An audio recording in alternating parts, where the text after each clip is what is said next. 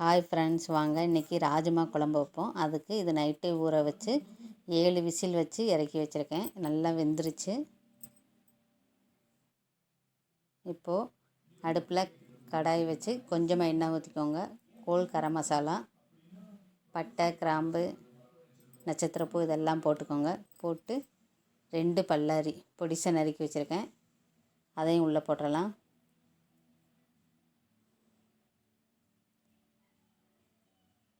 நல்லா வதக்கிடுவோம்.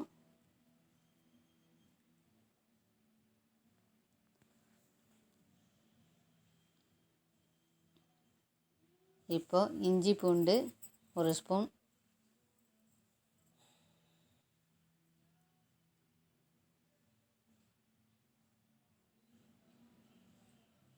நாலு தக்காளி நல்லா பிழிஞ்சு வச்சுருக்கு, அதையும் நல்லா வதக்கிடலாம்.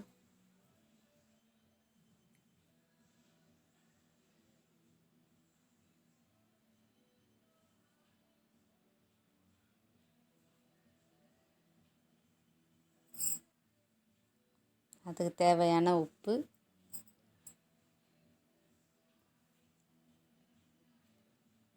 நல்லா வதங்கட்டும். தக்காளி நல்லா வதங்கினா தான் நம்மளுக்கு குழம்பு எப்போயுமே டேஸ்ட்டாக இருக்கும். அதனால் நல்லா வதங்கட்டும். நல்லா வதங்கிருச்சு. இப்போது இதுக்கு தேவையான மசால் போட்டுக்கலாம். 1 ஸ்பூன் வீட்டிலே அரைச்ச மசால் பொடி, 1/4 ஸ்பூன் காஷ்மீர் பொடி. இதையும் நல்லா அந்த எண்ணெயிலே வதக்கிடுவோம். கொஞ்சமாக தண்ணி ஊற்றிக்கலாம்.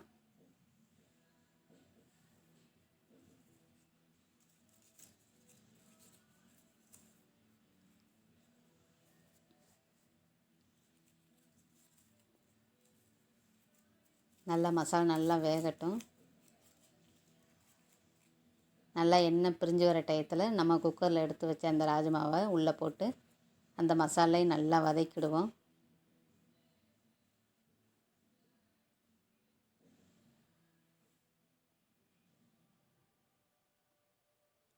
நம்ம எந்த குழம்புமே நல்லா வதக்கி செஞ்சோம்னா நல்லா டேஸ்ட்டாக இருக்கும். இப்படி நல்லா எண்ணெய் பிரிஞ்சு வர டயத்தில் அந்த குக்கரில் எடுத்து வச்சோம்னா அந்த தண்ணியே, அந்த ராஜ்மா தண்ணியே ஊற்றிக்கலாம். ரொம்ப தண்ணி ஊற்றக்கூடாது.